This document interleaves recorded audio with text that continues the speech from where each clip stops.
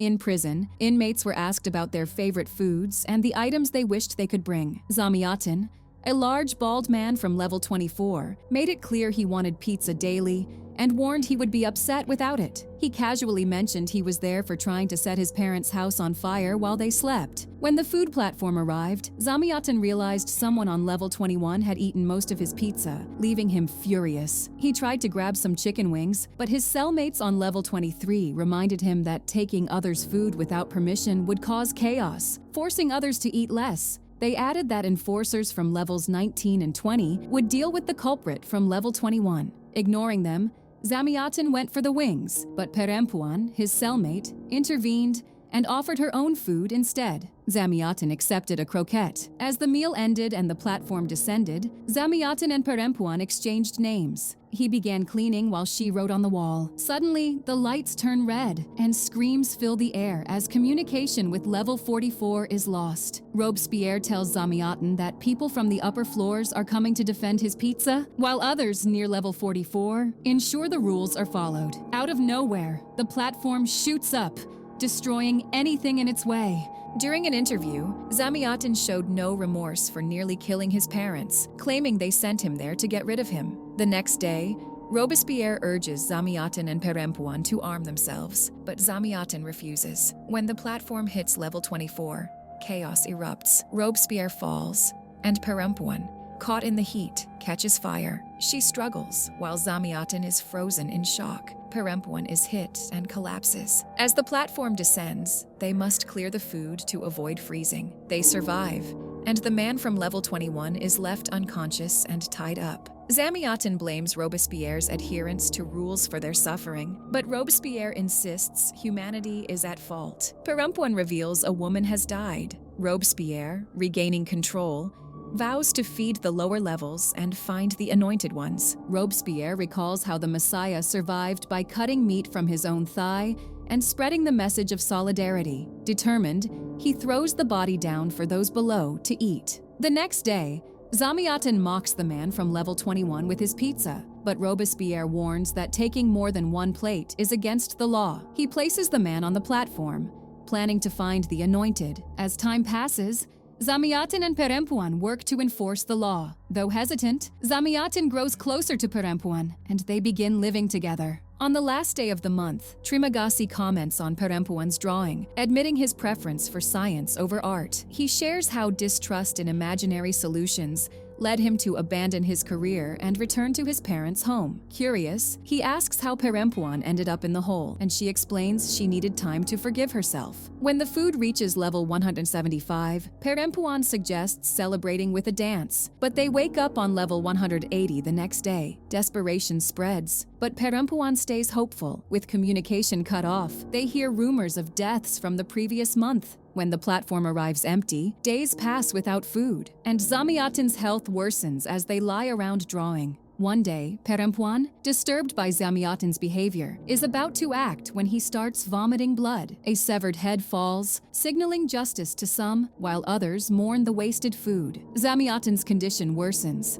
and rumors of chaos on levels 169 and 168 spread. Zamyatin is named among the rule breakers, but Perempuan defends him, recalling their integrity on level 46. Zamyatin, barely able to speak, admits he's near death without food. In desperation, Perempuan suggests breaking the rules to survive. Zamyatin remembers dropping out of school at 16, failing business ventures, and being sent to the hole by his family for discipline. That night, Zamyatin walks to the edge of the abyss, confessing to Perempuan that he's made many mistakes, including stealing food. He asks her to stay back so he can face his punishment alone, and pleads with her to tell his children he always loved them. Setting his blanket on fire, Zamyatin leaps into the void. Some view it as justice, while others watch in silence. At the bottom, a group waits. The next day, Perempuan wakes on level 51 with a new companion. News spreads that no barbarians have been identified,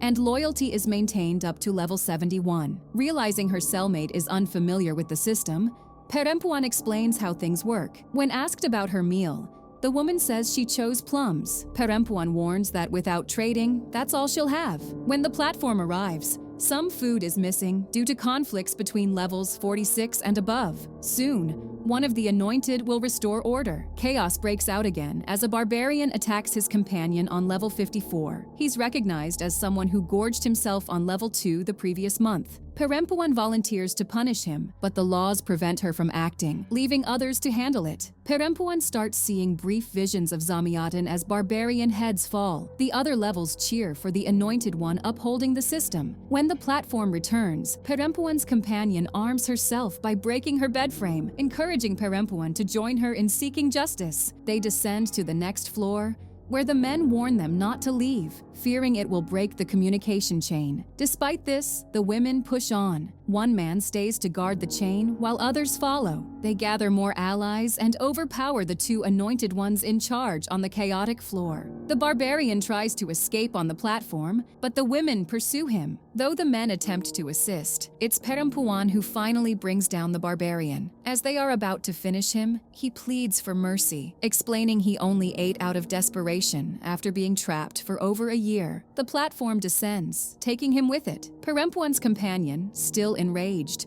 wants to finish him, but Perempuan stops her. Perempuan realizes her companion is more experienced than she let on. She confesses she's been in the hole for 6 months, following the law despite its flaws. She recounts how she and her previous companion gave a starving young man a dead man's plate. Days later, Dog and Bogey punished them severely. She lost her arm, and her companion, Cassie, had her eyes gouged out. They left her tied to the platform for others to feast on. Through tears, she shares her story, and Perempuan comforts her, assuring her they just need to survive. Her companion, however, believes no one ever truly leaves the hole alive, though she holds on to hope that escape is possible. She explains that every month, the levels are reconfigured with SEO-fluorine gas, but she is trying to find a way to stay awake through it. Days later, Perempuan witnesses the brutal actions of Dog and Bogey. Her companion urges her to descend further, as both of them have now broken the law. The platform slowly descends with a tied-up man aboard, and Dog and Bogey arrive with more enforcers. They announce that because of their pacifist approach, Perempuan and the others will be rewarded with extra food, and that strong people are needed to uphold the law. However,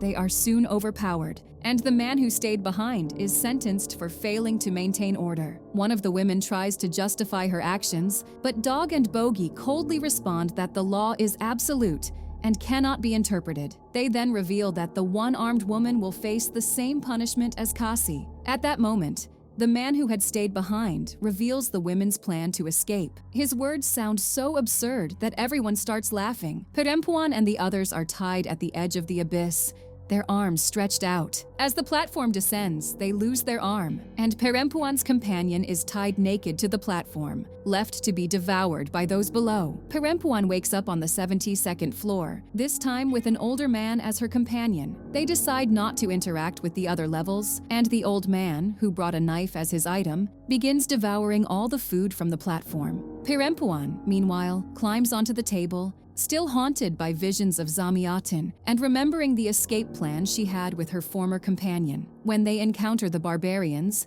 she suggests they band together to rebel against the loyalists, though her true intent is to find a way out. As they descend, they try to gather more supporters, but many prefer to stick to the rules, creating chaos as their numbers grow. They stop at one level, where an old woman warmly welcomes them, offering kindness despite the tension. The night is filled with dancing and celebration as they prepare to face the loyalists, who descend at dawn from higher levels, wasting food in an effort to weaken the barbarians. Dog and Bogey, enforcing the law, threaten to starve the lower levels unless the rebellion leaders surrender. Chaos reigns as the focus shifts to survival and finding food, with the old man suggesting they descend further to feed on the loyalists below. Perempuan, however, becomes lost in memories of an art exhibition where her boyfriend introduced her to his son. She recalls how the child, restless and energetic, tragically collided with one of her sculptures, dying from the impact with its sharp blades. Although the judge ruled it an accident, the guilt stayed with Perempuan, even as she became a renowned artist. As she reflects, the old woman gently feeds her, trying to sustain her after days of hunger.